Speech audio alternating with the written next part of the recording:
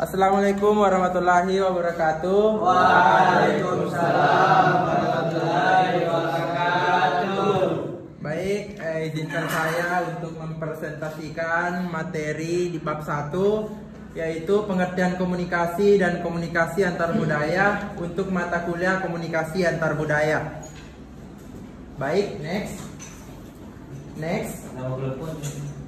Adapun nama kelompok kami yaitu Andi Muhammad Fadli, Abdul Ghafur, dan Darmawan. Next. Nah, apa itu komunikasi? Perlu teman-teman ketahui bahwa komunikasi itu dipahami sebagai interaksi antar pribadi melalui penukaran simbol-simbol linguistik, misalnya simbol verbal dan simbol nonverbal. Mehrabian 1972 mengatakan bahwa 55% komunikasi manusia dinyatakan dalam bentuk simbol nonverbal. Nah, 38%-nya melalui suara, 70%-nya dinyatakan melalui kata-kata. Baik, apa itu komunikasi antar budaya? Deddy Mulyana tahun 2005 mendefinisikan komunikasi antar budaya atau intercultural communication sebagai proses pertukaran makna dan ide antara orang-orang yang memiliki perbedaan budaya. Nah, komunikasi antar budaya berbeda dengan komunikasi lintas budaya. Menurut Knapp et al., komunikasi lintas budaya atau cross cultural communication digunakan untuk membandingkan budaya-budaya, misalnya suatu bentuk penggunaan bahasa. Nah, adapun contoh dari komunikasi antar budaya yaitu komunikasi antar etnik, komunikasi antar ras, komunikasi antar agama, dan komunikasi antar gender.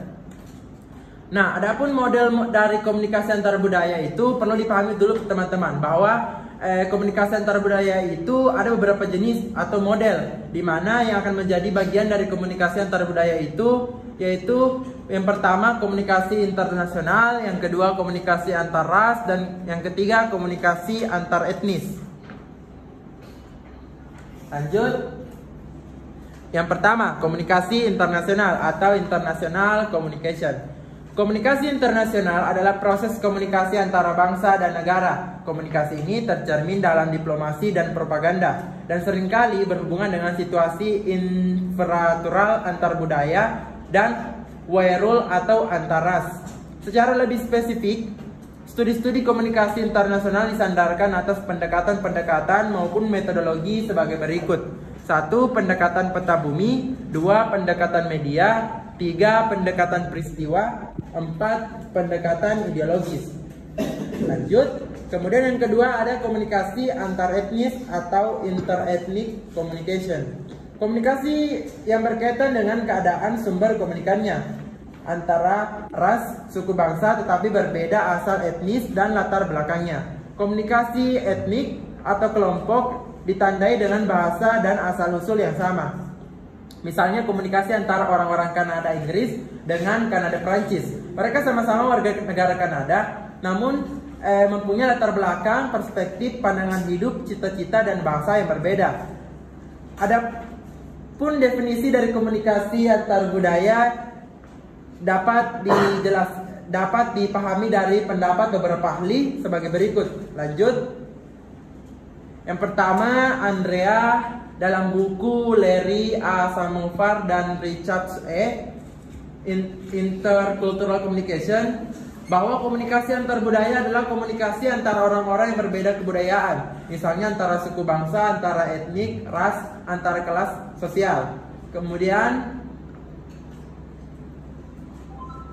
yang kedua,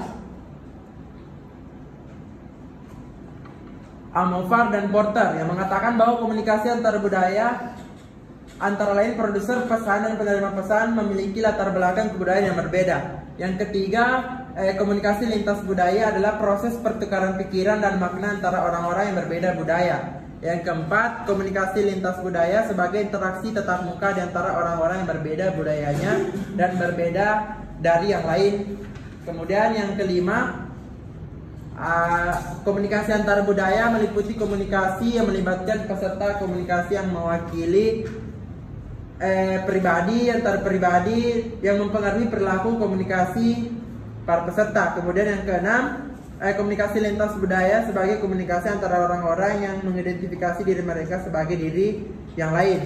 Kemudian yang ketujuh adalah proses simbolik, interpretasi, interaksional, dan konsepsional yang dilakukan oleh sejumlah orang yang memiliki perbedaan budaya. Yang kedelapan, Mulyana 2004 menjelaskan bahwa komunikasi lintas budaya pada dasarnya merupakan.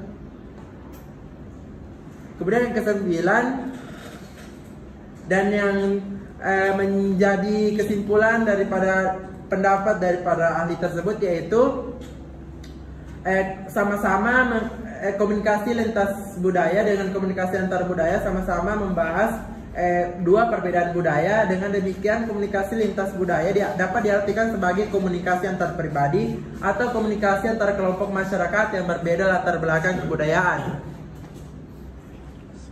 Sekian yang dapat saya paparkan terkait materi komunikasi antar budaya.